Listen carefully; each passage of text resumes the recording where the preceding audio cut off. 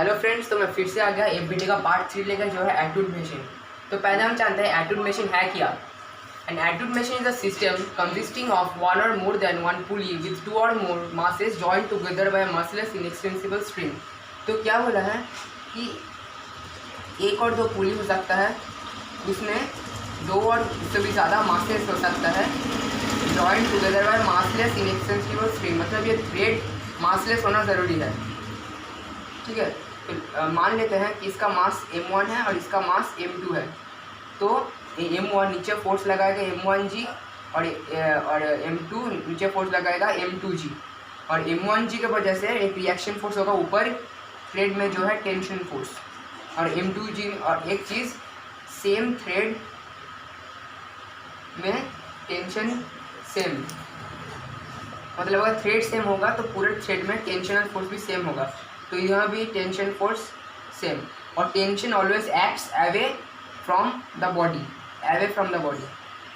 और अब अगर m1 बड़ा है m2 से मास, तो ये बॉडी इधर गिरेगा, सिस्टम का एक्सीलरेशन इधर होगा।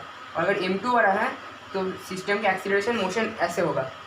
तो अब हम टेंशन और एक्सीलरेशन का एक्सप्रेशन निकालते हैं।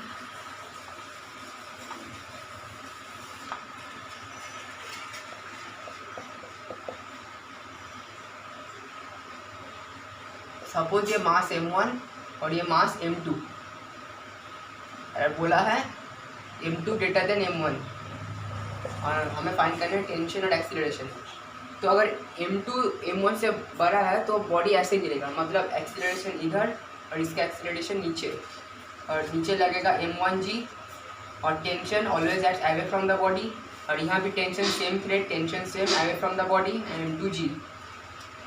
अब इक्वेशन क्या होगा, एक्सीलरेशन ऊपर है और एरो जिस तरफ होगा वो पहले लिखेंगे, t minus m1g equals m1 है, और एरो इधर इस ओर है तो m2g minus t equals to m2a। Equation का ऐड करते हैं, एडिंग बोथ द इक्वेशन, तो टेंशन कैंसिल हो गया। तो यहाँ से आएगा m2g minus m1g equals to m1a plus m2a। g common लेते हैं, m2 minus m1 equals to a m1 plus m2। तो एक्सीलरेशन आएगा g m2 minus m1 by m1 plus m2। ये हमारा एक्सीलरेशन आ गया। तो अब इस एक्सीलरेशन को इधर पुट करेंगे तो हमारा टेंशन का वैल्यू आ जाएगा। अब इसमें कुछ क्वेश्चन देखते हैं। सपोज ये एक सिस्टम है, ये है मास m और ये स्ट्रिंग, इधर भी मास m। तो बोला है फाइंड टेंशन और एक्सीलरेशन। इधर tension away from the point, same string, tension same away from the point, नीचे mg का हम इक्वेशन लिखते हैं, इधर एक ही फोर्स, तो t इक्वल्स टू m, और एक्सीलरेशन a मान लेते हैं। बॉडी का एक्सीलरेशन इधर होगा, ये इधर जाएगा और ये नीचे है, इसका मतलब t इक्वल्स m है, और इधर एरो इस तरह था तो mg minus t equals to m है। इक्वेशन क्या करते हैं, t से t मर गया, mg equals to 2 m, m से m मर गया तो a इक्वल्स टू g/2। तो टेंशन आएगा m इंटू एक्सीलरेशन के जगह g/2, तो t इक्वल्स टू mg/2 हो गया हमारा आंसर। ये क्वेश्चन हो गया। नेक्स्ट क्वेश्चन, ये पुली ब्लॉक m, ये ब्लॉक m और ये 2m। तो हमें बोला है find the tension between this two block. अब आप वीडियो को पॉज कीजिए, खुद से ट्राई करिए। हो गया, ट्राई कर लिया। तो इसमें इसका हम एफबीटी ड्रॉ करते हैं। तो m नीचे mg away from the body, tension same thread, tension same, नीचे mg। और अब देखने वाली बात है कि ये स्ट्रिंग और ये स्ट्रिंग अलग है, मतलब टेंशन भी दोनों में अलग होगा। तो इसका मतलब इसका नीचे और एक फोर्स लगेगा, मान लेते हैं इसका टेंशन t डैश है।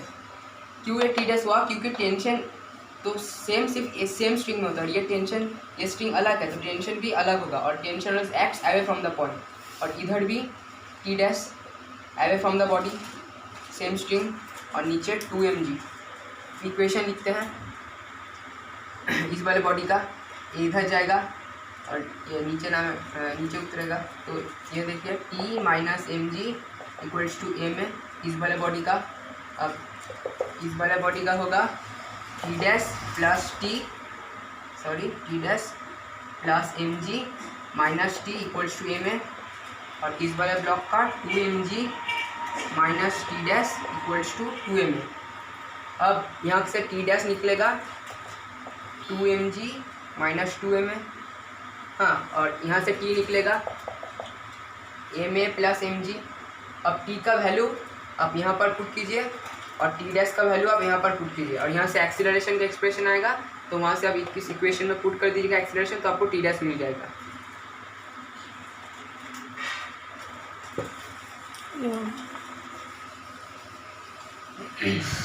और एक सवाल,